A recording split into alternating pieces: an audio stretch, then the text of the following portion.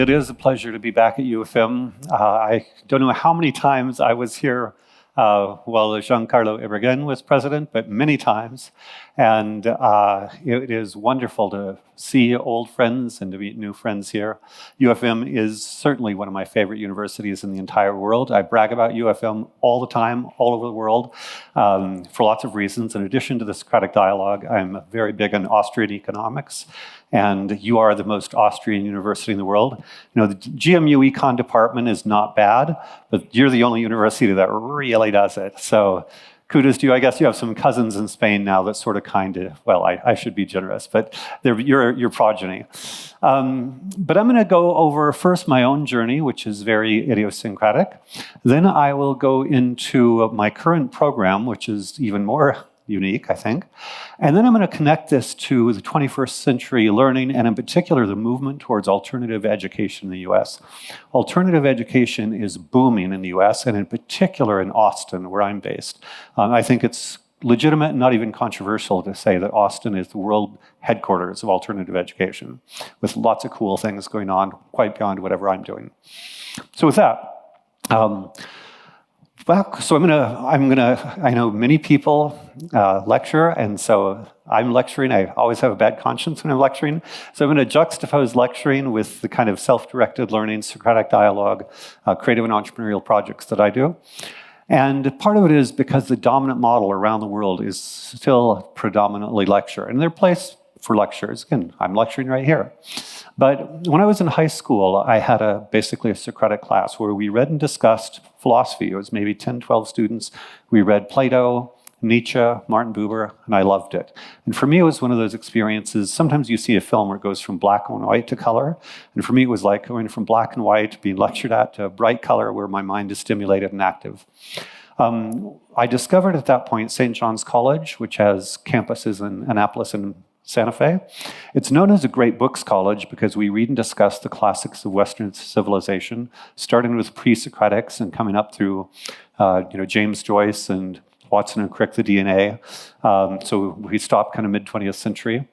But beyond the great books, it is a school, a university where all classes are Socratic all the time.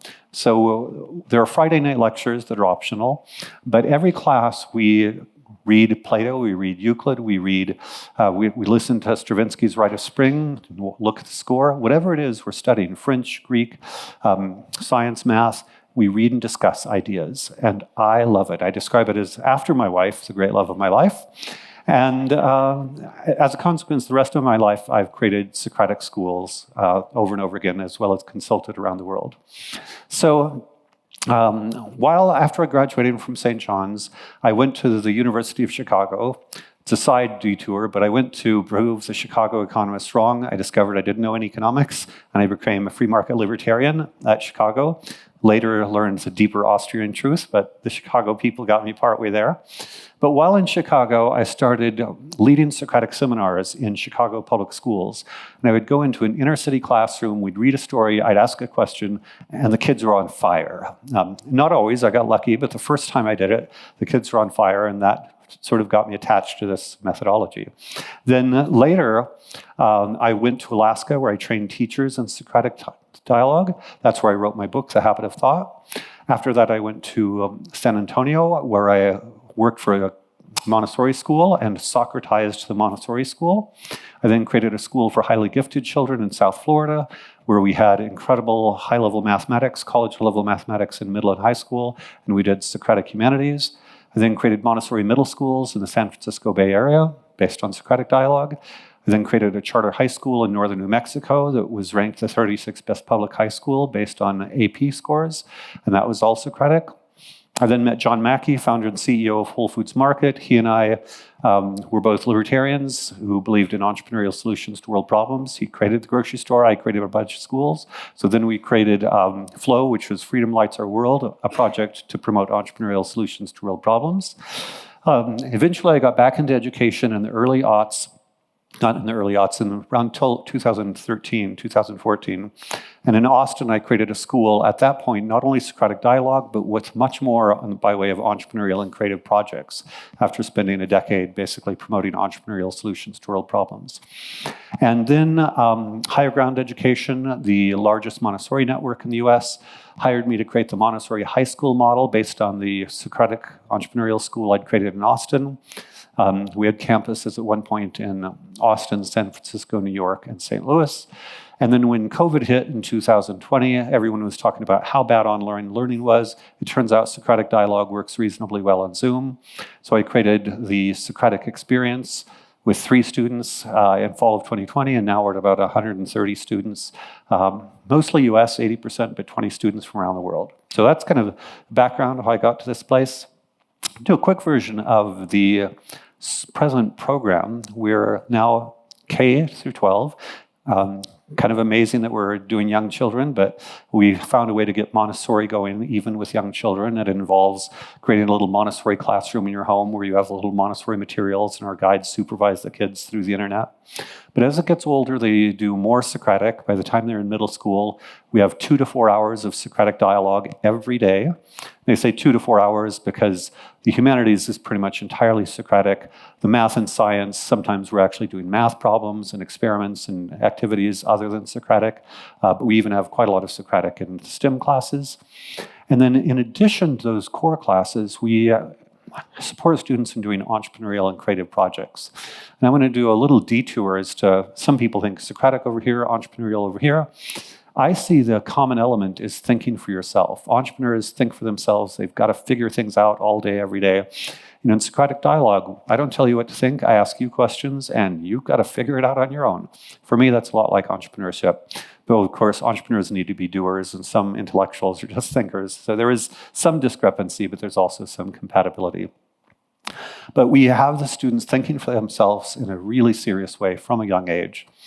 On the entrepreneurial and creative projects, just because I think here at UFM that's really relevant, we have a number of electives that are designed to cultivate entrepreneurial and creative skills, or skills that could be used or deployed in creative and entrepreneurial projects. So to give you a sense, we have a course on entrepreneurship, how to start a business. We have a course on finance. We have a creative writing course, both video production and video editing, because a lot of our students want to do video projects, digital media projects. We have a music elective, a art elective where they learn anime, cartoon style drawing. We also have a digital marketing elective. And just a quick spin there. A lot of people understand that teenagers can code, and there's been a long tradition, 25, 30 years, of kids in Silicon Valley and elsewhere learning to code as teens, making money, doing really well. I think people don't appreciate digital marketing enough. I've got a student who, at the age of 18, is going to make about $500,000 as a digital marketer. And one way to think about that is, I'm old. I don't know, I'm not going to optimize the Instagram or TikTok or YouTube. For me, it's just like I put stuff out there and people look at it or they don't. For young people, it's a game. They know how to optimize the algorithm on each of the platforms, how to create creative, how to kind of make sure the algorithm makes their content pop, and constantly pursuing that, an ever cycle of improvement, then finally selling your skills. What I tell all my digital marketing students is every website, every business, every nonprofit wants more eyeballs in its site. So if you can bring eyeballs to people, you are gold. And so I just a quick pitch in terms of teenage entrepreneurship, digital marketing. One anecdote, probably many of you know who Mr. Beast is. Mr. Beast hated school. At the age of 12, he started optimizing algorithms on YouTube. He's now worth more than $1 billion and has something like 200 million followers. And for a point of comparison, I think the New York Times has something like 12 million subscribers. So Mr. Beast is more than an order of magnitude bigger than the New York Times. So everybody who follows debates in the New York Times, the action is over there with the influencers and the gamers and that kind of thing. And by the way my student got to make so much money is he would go to influencers who might have 1 million followers or 5 million followers, and he'd say, look, I can help you get from 5 million to 20 million, or from 1 million to 5 million, or whatever it is. And then once you get to big numbers, then you are advertising gold. And right now, a lot of people who are trying to get eyeballs on their content go to influencers because they have such big audiences. And so that's sort of the way to go is gaming, of course, has more viewers than Hollywood. Influencers have just these massive audiences. And by the way, I do think the influencers are banal. When I see these influencer content, I have no idea why anybody would watch this stuff. Obviously, I'm not their audience, but people are watching this stuff. So that's kind of a quick side thing on teenage entrepreneurial and creative projects. We emphasize a lot of the entrepreneurial via digital skills. We do have coders. I had a teenager who raised $1.1 million in venture capital as a 16-year-old. He had started coding on Minecraft when he was 8 and created a Minecraft mod company, and the Minecraft mod company got traction. And anybody who has traction can raise capital. I mean, it's not quite that easy, but almost. If you've got double-digit monthly growth rates, people want to invest in you. So teenage entrepreneurship, big thing. And one of the reasons I mention that as kind of part of our program, both because it's distinctive, but also that leads to my third thing, alternative education in the United States. So I've been at this for 35 years. So I've been thinking when I got into education in the late 1980s, it was about to change. Well, I was wrong because it didn't really change in the 1990s, didn't really change into the aughts, didn't really change into 2010s. But I think it is about to change. And a couple of things happened. One is COVID. So COVID had, at least in the US, millions of parents looking through the web and seeing the banality of what the kids were getting at regular schools. So for instance, homeschooling is up an estimated 5x since COVID. And I've seen estimates that homeschooling may grow another 5x by 2030. And by homeschooling, it doesn't mean mom in the kitchen with her blackboard.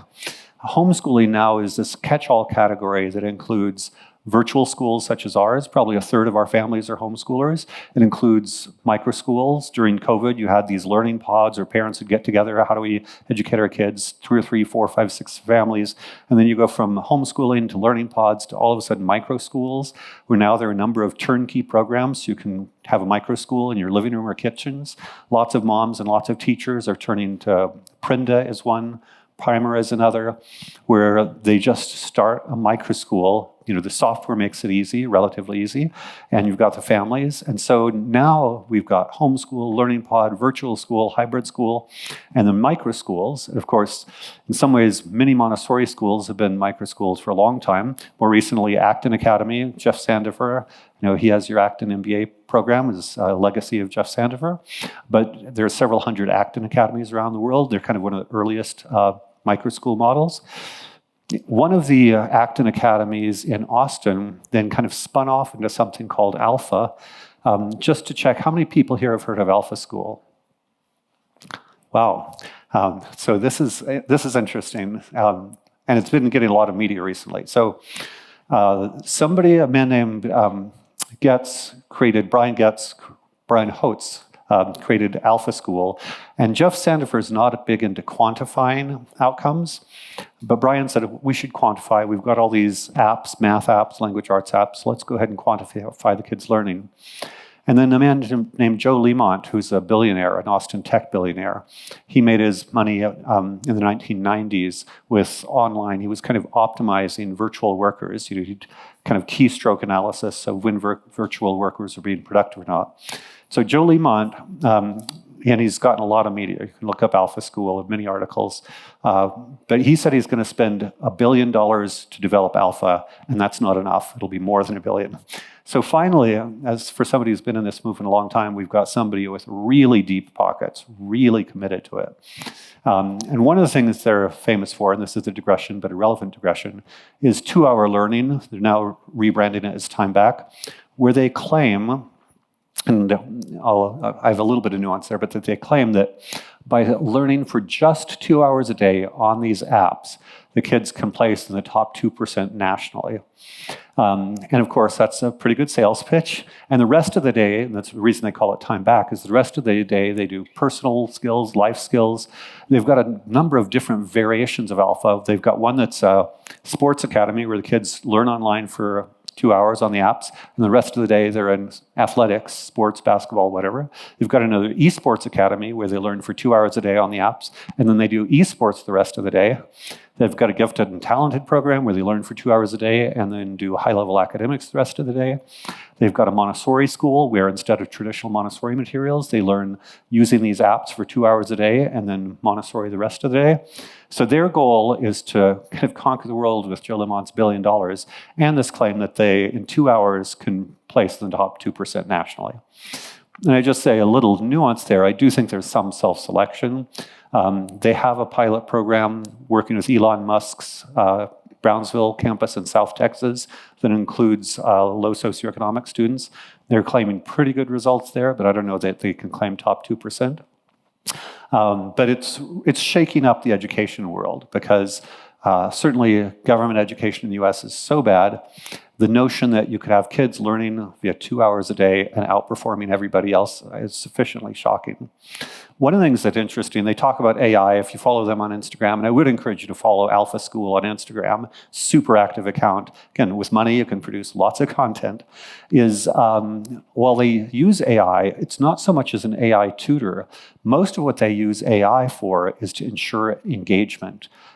Because for many of us who are educators, if kids are engaged, they're more likely to be learning than if they're not engaged. Hello, not rocket science. And yet, how do you keep kids engaged? Well, one of the pieces of software they use is Math Academy. It's excellent math software. We use it as well. But it is hard for us to track, 120 students in 100 different places. And Math Academy kind of sort of tracks it, but their AI tracks exactly when and where the student's attention is going. And so their staff, they do have human staff, but the staff gets alert when kids are not tracking adequately, and so that they coach and mentor the kids to stay more focused in lots of different ways. And finally, the reason they call it time back is if the kids don't get their work done in 2 hours, then it might take 2 hours and 15 minutes, 3 hours, 3.5 hours, oh no. So if the rest of the kids are out there playing and having fun, and you're still doing your math, maybe you want to learn to focus better so you get your math done. And finally, perhaps most controversially, they use external incentives. So kids earn basically money that can be used for toys and snacks in order when they do their, just math is the biggest leaps as they do that. At any rate, Alpha School is really interesting. So Austin is home to my work, Montessori schools, lots of different alternative schools, really rich homeschooling community, both with Christian homeschoolers and hippie homeschoolers and everybody interacting. Home of the Acton Academies with several campuses there, home of Alpha School, home of all these Alpha spin-offs. And the reason I mention it too is, I've been wondering again for decades why alternative education isn't winning. And a lot of it is, in every society, most people follow elites. And so in most schools, most cities in the US, most elites would send their kids to the prestigious old private school. In Austin, there's something called St. Stephen's, and it's the old Episcopal school. And for generations, all the Austin elites would send their kids to St. Stephen's School. What's happening now is the tech elites in particular, the Austin entrepreneurs, are no longer sending their kids to St. Stephen's or the old private schools. The tech elite in Austin, and we're talking the software developers, the entrepreneurs, the VCs, the centimillionaires, the billionaires, almost all of them are doing homeschooling or microschooling or Alpha Academy or something, Acton Academies. They're basically, it's no longer cool among the tech elite to send your kids to the old prestigious private school. At this point in Austin, I know of 3 billionaires who are creating micro schools in their homes. And you think about it, you have all the money in the world and you want to give your kid a fantastic experience. Why send your kid to these schools, and especially both the public and the elite private are often woke.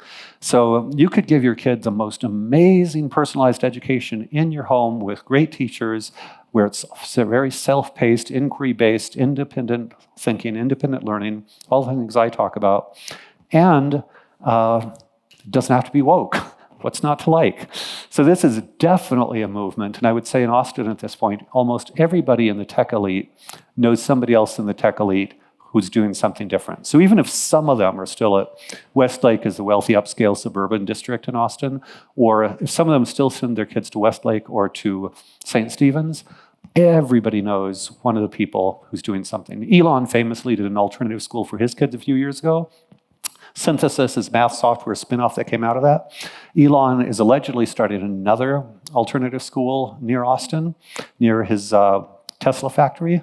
So this is big time a movement. I'm going to do one more little piece of this that involves me personally, and then I'm going to connect all of this to kind of AI and the future of education. When we go to Q&A, is Socratic dialogue.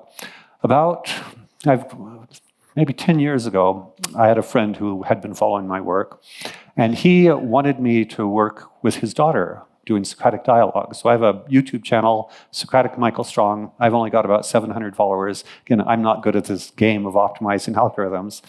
But I began recording Socratic dialogues almost weekly with Alana is her name, starting at the age of 4. She just turned 13. Alana, at the age of 13, is taking Harvard CS50, Harvard's Introduction to Computer Science. She is scoring in the top 1% on the verbal SAT nationally at the age of 13. She and I are reading the Odyssey together in the Fitzpatrick translation and discussing it. And she's just as capable and confident as you will. To give proper credit, her dad also is a friend of Jocko Willink's and started taking her to a jiu-jitsu studio when she was about the same age. So she's also a national jiu-jitsu champion. So this little 13-year-old kid is absolutely amazing. But again, I think if you focus on developing kind of initiative, strength, resilience, focus, I'm very big on focus, then you can have extraordinary outcomes. As a consequence of this, these Socratic conversations with Lana, although my audience is small, I am working with the children of several billionaires and centimillionaires, because these people see, I want my kid to think for himself or herself. I want my kid to be active. And even if Alpha Academy can kind of optimize focus on gamified math, beyond the optimized focus on gamified math, these people realize that especially in an age of AI, we want kids who are high agency. And I'll point to high agency in 2 ways. So on one hand, high agency in terms of take initiative, get things done. The people who feel empowered to do whatever are the people for whom AI is a superpower. If you are the kind of person who takes initiative, creates new projects, thinks of new projects, is talking with other people's new projects, and you know how to use AI, it can do amazing work for you very quickly. Quick side anecdote there. I also have a student who at the age of 13, his dad was into real estate. He'd buy tax delinquent properties and then fix them up and sell them. His son Emilio initially was helping his dad identify tax delinquent properties with a team of 12 virtual assistants. But last year, he fired his 12 virtual assistants and created an AI agent to go and identify these tax delinquent properties. So he's probably at the age of now 14, probably going to make about $200,000 because he gets part of the upside when his dad sells these properties. So again, you're highly agentic. AI is a superpower for you. On the other side of that, though, well, let me do intellectual agency. So that's taking an issue, but also intellectual agency, the whole Socratic is, I want you to think for yourself. I want my students to think for themselves. I want them to be coming up with ideas. So if you're the kind of person who is both agentic in terms of doing things, but also agentic in terms of thinking for yourself, the world looks super bright for you. On the other hand, as I often tell people, tech companies are spending billions, probably trillions of dollars to get us addicted to screens. I had a conversation at my school with a classroom of 9-year-olds, and I asked them, how do you know when you're being manipulated? And at the age of 9, most of them realize all the time. Every time you go online, you're being manipulated. Not only every ad, every social media feed, but even the ad for the Nature Conservancy or the World Wildlife Fund. Even if it's, asking you to do something good, it's manipulative. And so everything online is trying to manipulate you somehow. So if you are the kind of person who is not agentic, if you don't take initiative, if you don't have a confident self, if you don't have a sense of purpose in life, if you don't, chart your own direction, if you're not capable of thinking for yourself, then my concern is the algorithms and the money behind the algorithms are going to kind of eat your soul alive. So to go into the dystopia, may have a future where there's one population of people who are just addicted to that technology, a little bit like the Matrix, kind of plugged in, and the machines are sucking the spirit out of them. And we've got other people who are highly agentic, going out and doing things, making things happen, building relationships, being on teams, the kind of person you would recruit to your team, the kind of person who is interesting and fun to have around. And those people are going to have an amazing future. They have an amazing present right now. And for this reason, I'm very passionate about continuing to campaign for high agency education. I would describe Acton, Alpha, Montessori, the Socratic Experience, Primer, Prinda, all of these programs as high agency personalized learning. But the high agency is essential. So since I get to lecture you, which I don't normally do, my moralizing message is support those and you love and hopefully everyone in society in getting a high agency education and try to rescue as many as possible from becoming passive droids where the spirit is sucked out of them through technology. So with that, I'll pause and let you go for questions. Hi, Michael. Thank you so much. Welcome. My question is, what are some great exercises that you use for focus? You said that focus is very important. What are some very practical things that, besides meditation, I think that's one, but something that's not isolated, maybe that's with other people, or what are some exercises that you would recommend? No, a great question. Of course, meditation, yoga, that kind of thing for that kind of focus. But actually, I think one of the unexpected things for me is I use Socratic dialogue with young children to extend intellectual focus. And one way to think about it, I love working with little children, but for those of you who either have or work with little children, sometimes their consciousness initially is a little bit like popcorn. Like, I had macaroni and cheese for breakfast, and my dog is sick, and just boom, boom, boom, boom, boom, all over the place. And I think in the absence, and the internet, if they're just bouncing around on screens, that does not help focus. But one of the reasons I'm able to work with young children, and again, starting at 4, occasionally 3, is I help them stay on one track. So give you one example of a conversation I had with a 4-year-old. Asked her, what's the difference between a plane and a bird? And well, a bird has feathers. Okay, so if we put feathers on a plane, does that make it into a bird? And she has to pause and think, no. Okay, why not? Well, it doesn't flap its wings. Okay, so we make a plane, we put feathers on the wings and make it flap. Now it's a bird. No. And what I'm doing is instead of, and occasionally, she would kind of go off in a different direction. And I had a bird once, great. And then I return back to the question, but very gently and warmly. One metaphor I like is, when you're going to build a bridge, often people who start to build a bridge start by just shooting an arrow with a tiny thread across the chasm, and then a slightly thicker thread, and a slightly thicker thread, and eventually get to rope, and eventually a cable, and eventually have cables that are strong enough to build a bridge on. And I look at developing focus and concentration that way with a young child, is I get them to focus for, instead of 30 seconds a minute, instead of a minute, 2 minutes, instead of 2 minutes, 4 minutes, 5 minutes. If I can get a 4-year-old to focus for 5 minutes, whoa, I'm going. But then that's how at the age of 13, she can do Harvard CS50, which requires incredible intellectual focus. It's because I get her up to 10, 15 minutes of intellectual focus at the age of 4 or 5. And then, now it's natural. I could probably have 2, 3, 4-hour conversation with her. So, and going back to your thing of human to human, we're such social creatures. I love the phrase that attention is love. And for a child, giving them attention, wow. One of the titles of my YouTube channel is Love Your Child's Mind. The reason I talk about it that way is some parents give attention to their child's athleticism or personal appearance or manners.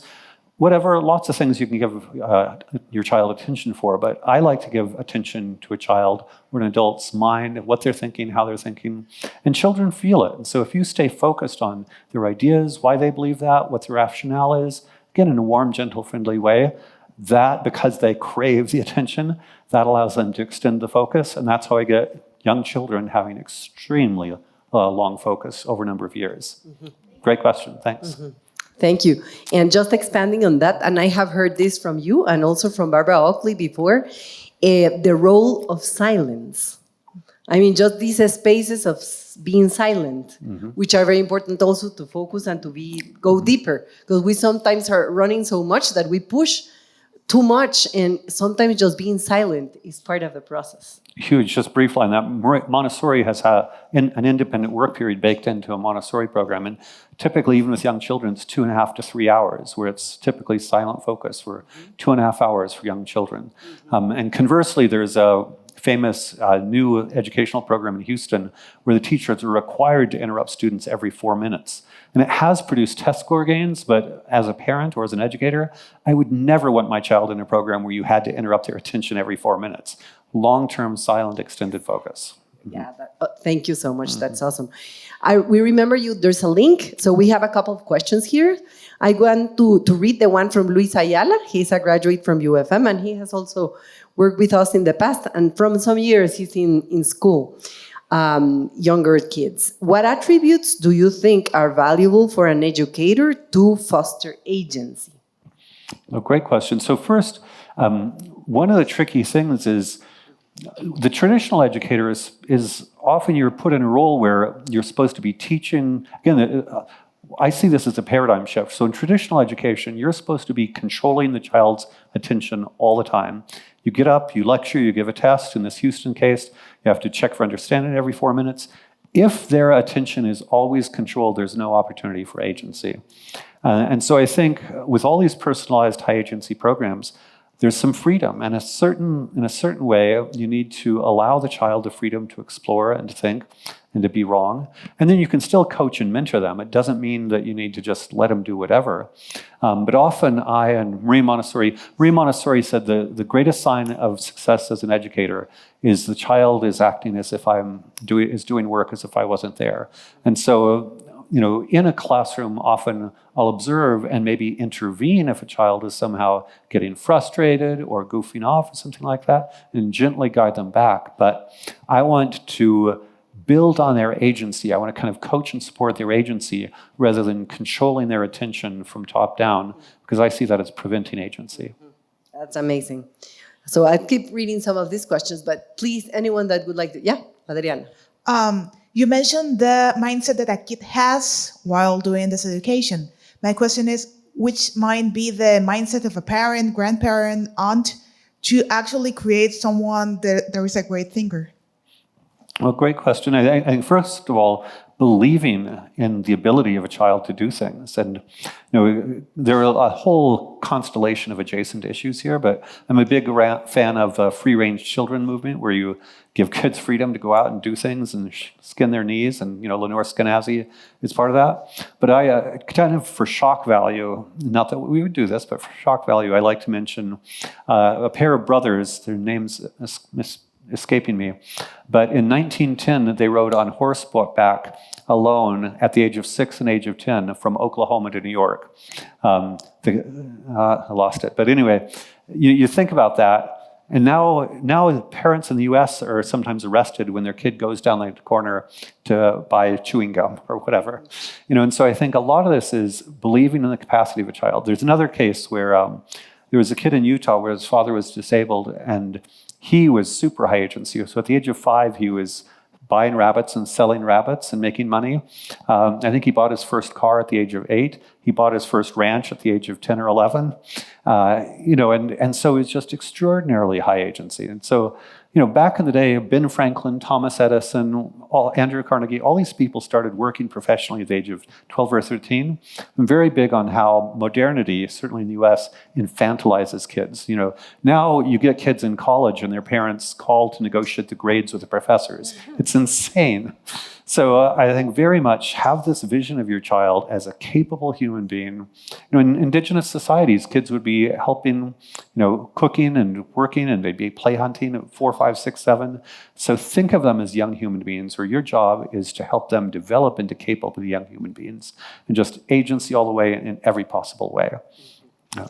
Thank you. Great answer. So we have here other very good questions. How do we have conversations outside of the bias of our own minds or ideas? No, really great question. So a lot of this is, you gave a talk last night on asking questions. And one of the things I think about is, just looking for juxtapositions of things that are not necessarily obvious. You want the kids to be problem solving. So an example is, even with young children, they might look in a mirror and what's going on in the mirror. Dogs and other animals sometimes do that. Or, a straw in a glass. Why is a straw bent in a glass? And so I think if, in terms of our biases, if you're talking, say, moral, political beliefs, maybe you're going to be all your biases all the time. Maybe not, but some of us are. But I think let's look for inconsistencies, incongruities. Begin to notice things that, how can that make sense? And one way I do it with young children is I'm just curious as to how they make sense of the world. How do they think a car works? Let's find out. How do they think friendship works? What do they think what kind of rules are fair with their peers? What kind of punishments are fair? I want to get inside that kid's head and see what does the world look like from a 4-year-old or 5-year-old, 6-year-old. And as a consequence, because I'm honestly curious about how are they making sense of the world, I'm not injecting my opinions, just like, wow, that's interesting. I would have never thought of that. Strange little example. At one point, I had a Socratic reading for a first grade class with 4 sentences. One says, my name is myself, my body is myself, my mind is myself, and my soul is myself. And I asked the kids, which is most true? And, they're all over the place, mostly the name, and then no body, and some mind, and some soul. And at one point I was getting stuck. They were all on body, and I said, what part of yourself, is there any part of yourself that might not be a body? And a girl said, my earring hole. I'd never thought of her earring hole as part of herself. But, kids have their own thoughts. Definitely. Anything? Yeah, okay, cool. I Hello, will good alternate. evening. Yeah. Oh, perfect. Good evening. I think one of the hardest things for educators to do sometimes in the classroom is to come up with these questions everywhere in America, here, over there. It's a big thing. And it sounds like what you're saying is that the foundation of Socratic and focus is questions. What advice would you give educators to use tomorrow to create these sort of higher order thinking questions to pose to their students? Great question. First, I'll do the old-fashioned way you used to do it, and now I'll do the modern way. So I used to, when I hold training, sometimes we would have, I can generate questions on the fly endlessly because I've been doing this for 35 years. So for instance, if I read any paragraph of dense text, often I'll give teachers I'm training a paragraph of Kant or Lincoln or Plato or whatever, and say generate 3 discussable questions on a paragraph. And then, okay, that's hard. Now 5, no, now 10, now 20 discussable questions on one paragraph. And for most people, it's pretty hard. But then I realized this is actually something that AI is really good at. So I've tried, in GPT, come up with 20 discussable questions on this paragraph. Voila. And maybe 2 of them were garbage, but 18 pretty good ones. Or going in a different direction, projects. I've been talking about creative projects for young kids. And so I was talking to, one of the wealthy people I consult for and I started coming up with projects for 5-year-olds. I realized this is a job for GPT. So I asked to come up with, a cool competition every week for 6-year-olds. And again, maybe out of 20, 2 are garbage, but I would say this is AI is really great at it. And I'm actually in the process of building AI wrapper for all the Socratic and entrepreneurial work I do, because this is something that AI should make easy for all of us. So stay tuned. If you want to work on it, if you want to test drive it, in 6 months I should have an AI wrapper for you. There is a question that it's interesting regarding homeschooling. And it says, yes, homeschooling have all these great advantages, but how you give students community and sense of belonging? Oh, great question. And so some of this is critical mass. So I'll use examples from the US because I know US geography, but if you're in the middle of nowhere, Nebraska, maybe it is a little bit lonely. On the other hand, this is where Austin has had a rich homeschooling community for 30 years. And in Austin, there are constantly social groups, and there's a math group and a Tai Chi group, and all these things. And as you get a critical mass, and this goes back to even learning pods, where during COVID, we'd have people get 4 or 5 neighbors on their blocks, and a learning pod is basically homeschooling with a bunch of neighbors.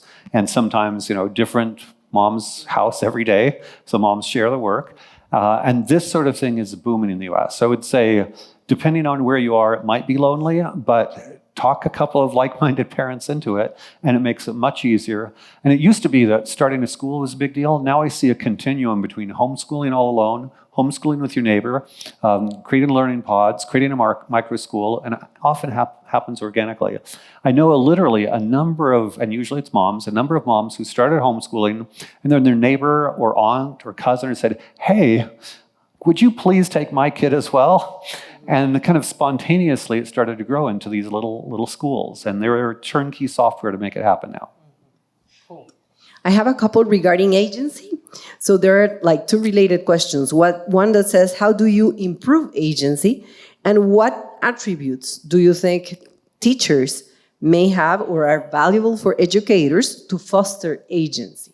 Great question. So I'm going to go kind of on I've talked a lot about agency in different ways. I'm going to go now to a well-known book, James Clear, The Atomic Habits. And the reason I mention it is with everything we do, any kind of self-improvement, really at bottom, it's a matter of changing habits. So, William James, 19th century author, talked about how really we're just this bundle of habits. Consciousness is very expensive. Cognitively, we only have a very limited amount of conscious thought any day. Most of what we do, I'll be mean, is almost robotic. Sometimes you find you went to the fridge to get something and you didn't even notice you went to the fridge to get it. Or you're driving, like next thing you know, you're there because you weren't even paying attention.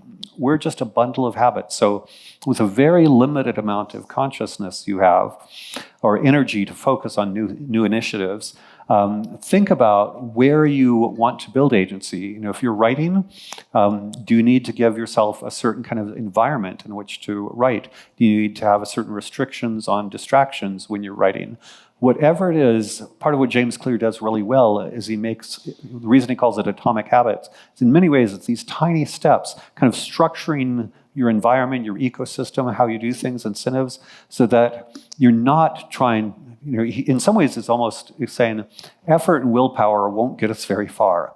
And so you want to orchestrate your life so you don't need so much effort or willpower to make a big difference over time. And one of the things he talks about is 1% change a day is an immense change over the course of a year. So just orchestrate your life so you just make a little bit more agency initiative on what you care about every day. Any recommendations on the space? I mean, when you are trying to generate this Socratic dialogue, are there some specific characteristics that you need in the place you do this? So just very basically, I love to have a room. We've had great rooms here at UFM where room was, say, 10 to 15. I like groups of 10 to 15. And of course, facing each other. Everybody should be facing each other. It should be quiet with no distractions. Hello, no phones, no phones on. Ideally, a pleasant space. So, in some ways, focus and presence are such obvious preconditions, but everybody should be focused. It's not exactly a space thing, but eye contact. I make it clear when I'm working with students, excuse me, when we're talking to each other, we should have eye contact.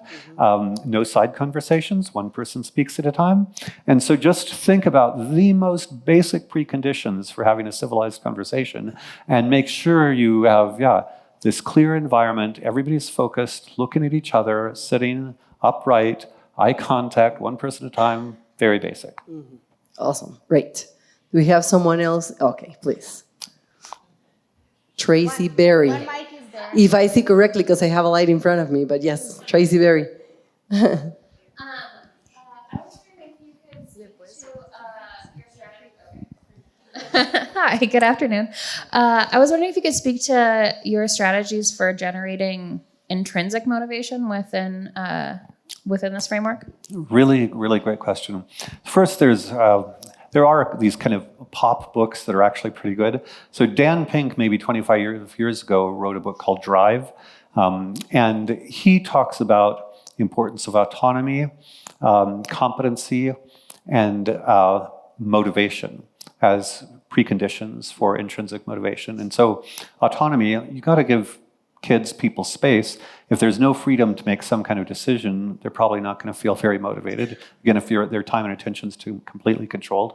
Competence is important because if we feel incompetent, the zone of proximal development, if you feel incompetent, you're not motivated, or if it's too easy, you're not going to feel motivated. So ideally, and this is where things like in the math, self-paced math apps help because everybody can be in their zone of proximate development. And then he says purpose, you have to have a reason for doing things. So Alpha School has the external incentives, which is the opposite of what you're talking about. If you have a purpose of you want to be healthy, then you go to the gym and work out and so forth. One place where I think he got it a little bit wrong is instead of, I love purpose, but okay, now as an educator, what do I do to give them purpose? There's the literature on self-determination theory talks about relatedness. And the way I think about this is relationships are everything, especially with young people, with adults too. We're humans. And so often if you have a mentor and or peers who are doing the thing, of course, kids will do what their peers want to do, but as a mentor too, if I am engaged in a relationship with a kid and they know I care about them and they know I want what's best for them and they know I have some relevant expertise, often the relationship will carry the motivation. And one thing about the Socratic dialogue I would say is because we're having conversations often about meaning and purpose, there's relationship baked into the activity. And so I would say the autonomy, relatively easy, but when things go wrong, it's often because you don't have either the purpose or relationship. Again, if purpose just happens, that's great, but I would look for ways to use relationships to leverage kind of the intrinsic desire for respect, approval, socialization. I'm sure some kids, I get kids motivated just because they want to hang out with me. And so the other part of it is, be an interesting person so the kid wants to hang out with you. But if you have the right, I spend a lot of time looking for the right structure for relationships. So one other thing with that is peer culture. If I'm in a classroom, and especially in high schools, where the cool kids don't like the activity, I know in order for this to work, I have to win over the cool kids. So just to do stereotypes, in the US, if the football player and the cheerleader are not on my side, I work to get the football player and the cheerleader on my side. And then once I get them on my side, then I can get everybody else going. So I'm not above, as it were, playing relationship and status games to move things in the right direction. Really interesting. I have one very specific one that is related with how would you use, in a very specific example, the Socratic method to motivate students be interested in reading or in reading a book, like a specific. Good question. So first, human relationships, I'm going to be a broken record, are the easiest things. And so one way that I use in the classroom, or even one-on-one, is once I've got a child engaged in intellectual dialogue, once we're having a conversation, they love the conversation, then I might, even just with a quotation, hey, what do these words mean on this page? Machiavelli says it's better to be feared than to be loved. And even down, I can imagine a 10-year-old. Should you be feared or loved? Would you rather you feared me or loved you? All sorts of things like that. And then I'm constantly connecting the conversation, which they're spontaneously interested in, with the words on the page. And when I want to get them to read, say, a longer story or essay, initially they might take a famous author and think, this is boring. But we spend time with the first paragraph or two where I get them involved in justice or truth. I talk about humanistic universals, truth, love, justice, betrayal. Every human being cares about those sort of things. I can go into any classroom anywhere and say, do you care if your best friend betrays you? Everybody cares if their best friend betrays them.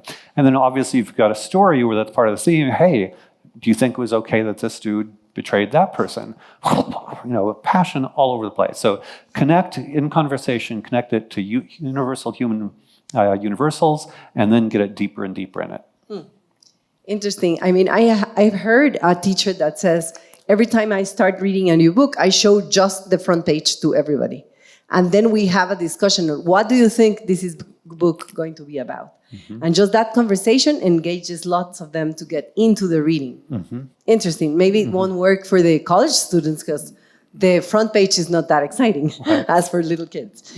Another great question is related of the combination between Socratic method and other methods. And I think you mentioned some of this yesterday, that there are some things that are not done or cannot be taught through Socratic method. Right. And some of them need to be lectured. So what would you think would be good advices to know which is the balance or great combination? No, this is a huge complex topic that I can't do justice to in briefly, but I would say if there's something you want to transmit didactically, be didactic, tell the kids the thing, and don't try to manipulate them into thinking the thing. And so one way to think about this is, as you think of your curriculum, think, okay, what is this didactic part I cannot let go of, or they really need to know, or we can't even have a conversation, versus I think of Socratic teaching as ultimately conceptual, and so it's a form of concept teaching.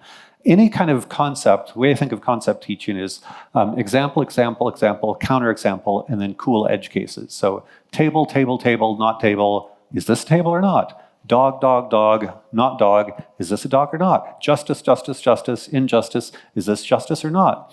And so think of your curriculum as, what are all the concepts that you would really love to have them intellectually engaged in? And then alongside of that, what is the didactic content you need to cover? So to give an example, I worked with a teacher who'd been teaching the French Revolution for 17 years, and the kids are bored silly, they don't listen to it. And so I suggested spending a week talking about Rousseau and inequality. And after having conversations about inequality for a week, oh, wow, now I see why these people are killing each other. You know, it sort of motivated the thing so that then they got into, man, I can see why this is so ugly and bloody. So French Revolution can be interesting once you care about, you know, inequality and justice and things like that. Thank you, great. Well, another interesting thing is this relationship that you do between entrepreneurial thinking, to say it in a way, and Socratic dialogue. We know that in the world now, we have a lot of presence of the relevance of entrepreneurial action, which I really believe it's very important. So how you make that easy connection that you very briefly explained it in the 30 minutes? Yeah, so again, I think the difference, and I'll go to the connection, is, you know, the Socratic is thinking, the entrepreneurship is doing, but with any sort of project, there's a period of thinking, of brainstorming, of, you know, developing the idea. And then once you start to work with colleagues, discussing the idea. You know, in every business, often people do think of Socratic as this thing that intellectuals do at universities. But in every startup, well, I think we should do this strategy. No, this strategy. And this is why this strategy. No, that strategy is terrible. Because people are thinking and talking about ideas all over the place. And in order to get things done, we need to be really good at advocating for our ideas, listening to other people's ideas, coming up with good reasons for our ideas, listening to the other person's good reasons for their ideas, coming up with new ideas based on, you know, your ideas, my ideas, we disagree. Oh, how about this set of ideas? So I'm very interested in dialogue as a way in which human beings naturally learn together, and learn together need not be scholarly. It could be, what's the best market strategy or go-to-market strategy, product market fit, or whatever, so that we can improve the thing. It's like to learn how to build on the ideas of others. And that's part of the collaboration. Please. Thank you. Hi, I have a two-part question. The first one is just out of curiosity. So what are these children and these teenagers or their families who are choosing this type of education, what does the future look like for them? Like, do they want to get into college? Are they looking to get a career somewhere, or what's to become of them? And then part two of the question is, because Guatemalan society is definitely not there yet. And people who study at private schools still expect to go to university. And, you know, we're still part of the very rigid system. So what would you suggest so that we can include Socratic discussion and make it look friendlier to the families who are believing still in our private school systems? No, really good question. And I'll start with kind of the fun, easy part, and we can get to the harder Guatemala part. But first of all, with the fun, easy part, first, most of the parents that pick my school are themselves entrepreneurs or creative professionals, people who need to create value in their own lives. And they're not all fancy tech entrepreneurs. Some of them are, you know, real estate agents. You know, a real estate agent needs to go out and hustle and sell and build relationships and get things done. You know, some of them have a creative ad agency, whatever. But I would say, certainly in the US, what I'm seeing is there is sort of an older system of jumping through hoops. How many credits, what's your credential, you know, get into college, all that. But there's a newer generation that's just boom. And a lot of these super successful tech entrepreneurs, frankly, don't care if their kids get into university or not. They may. And even there, among some of the kids, I have a super bright kid. He transferred to our school from one of the best private schools in the US, very conventional achiever in that school. But then he said, no, I want to be an entrepreneur. So he came to our school at 16. And now his attitude is, I'm going to get into the best college I can. If my startup doesn't succeed as a teenager, then I'll go to the best college I can. And there I'll keep working on my startup and basically use it as a mattress. So his idea is, yeah, if I have to, I'll get into Stanford and use it as a mattress. I've got another student, actually, the one who created the Minecraft mod company. He is at Stanford. I talked to him last year, and he said they are terrible at coding there, and they're not very entrepreneurial, and he was considering dropping out of Stanford. So you get these super high agency kids, and yeah, they're barely, even if they go to an elite university, they're barely with it. Kind of backing up a little bit to how we think of it, and this U.S. college admission is probably different from here, although UFM might be a good candidate. In the U.S., my recipe for college admissions consists of great SAT scores, so the SAT does matter very much, but high-level reading on the verbal side. If we get them reading, Plato and Aristotle as teenagers, they're going to be great readers. Writing, I'm a big believer in writing. One thing I haven't talked about is the whole thing about Socratic dialogue. You generate ideas, you become a better writer, you're motivated to write, so even in an age of AI, actually because of AI, I believe real writing skills are going to become more valuable. So if our kids are thoughtful, articulate, score well on the SAT, write well, that's great for college admissions. In addition, I encourage them to do well on several college classes. We offer in our school Harvard CS50, Harvard's Introduction to Computer Science. And yeah, I've had kids as young as 8th grade do that. And certainly about UFM, I'd be happy to see your students passing a Harvard course as a teenager. And so there are ways to kind of have this high agency thing and check the boxes on prestige. And then finally, with US universities, having impressive creative and entrepreneurial projects is itself a part of a strategy. So if you want to go to the University of California system, it's all grades and test scores, but any private university in the US cares about these other characteristics. And that's the way I align what we do as a school with what all the private universities want. They want achievers. Does Stanford want a kid who's already raised $1 million as a teenager? Of course, they're looking for donors. It's not totally mercenary. No, but really, they want donors. So let's get the kids who are going to be successful. As to Guatemala, again, I just mentioned UFM, guys. I know it and love it, but my bet is if you create high agency rock stars in school, UFM would love to have them, and I think that's why you're encouraging this. Yeah, because actually it is alignment. It is an alignment problem. If you guys feel as if you have to do very traditional to go to university, what are you going to do? But if you've got this fantastic university who wants high agency kids, you guys should talk. Definitely, we're open to talk all the time. We have one last question over here, and we will close with you. Thank you so much. It's a great pleasure to be your audience. And I have a very short question. I'm a business teacher, and I'm wondering your recommendation to include or design business curriculum that depends on Socratic learning. It's a great question. So again, huge range of possibilities on the business side. On one hand, there are things that are, sometimes you need to do. Finance is probably the least Socratic part of business. There are some kind of Socratic questions in this or that financial strategy, but finance, you need to make spreadsheets work and that kind of thing. On the other hand, the ideation phase of business, totally Socratic. There's a man named John Chisholm. I believe he's spoken at UFM. Yes. John Chisholm has a book, Release Your Inner Company, and it's very much about the ideation phase of business. So I think it'd be fabulous to work through John Chisholm's book and discuss the ideas there. To go to an old classic, Peter Drucker's Innovation and Entrepreneurship. I've done that in Socratically with students of all ages. Again, so much rich work there. Very different example, Napoleon Hill, Think and Grow Rich. An old classic. The language is very difficult for contemporary students, but when they get into it, wow, how inspiring. And so I would look more on the kind of ideation and attitude phase to really get students to go deep on that. They may have heard, let me think of a business idea, or ChatGPT will give me a business idea.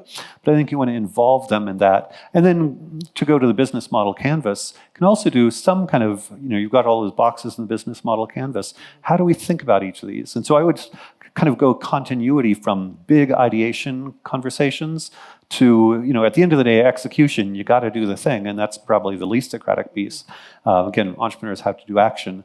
But in between the big ideation phase and, say, the business model canvas, let's think through each of these categories and let's play around with different ideas, and not just alone, but in groups. What is the best go-to-market strategy? And let's think. And the other thing is you could use GPT as a lever. Maybe GPT provides 5 go-to-market strategies. Again, I always think that we need a human layer with AI, because AI still has partial garbage in it. And you want humans to make sure that you have the quality stuff and not the garbage piece. And what better way to do that than have an authentic dialogue with your friends about which of these ideas is good, which is stupid GPT garbage. I would like to close with a couple of thoughts. One of the things you mentioned, this relevance of humanities, and how the Socratic method is the best way to open up for discussion with our students.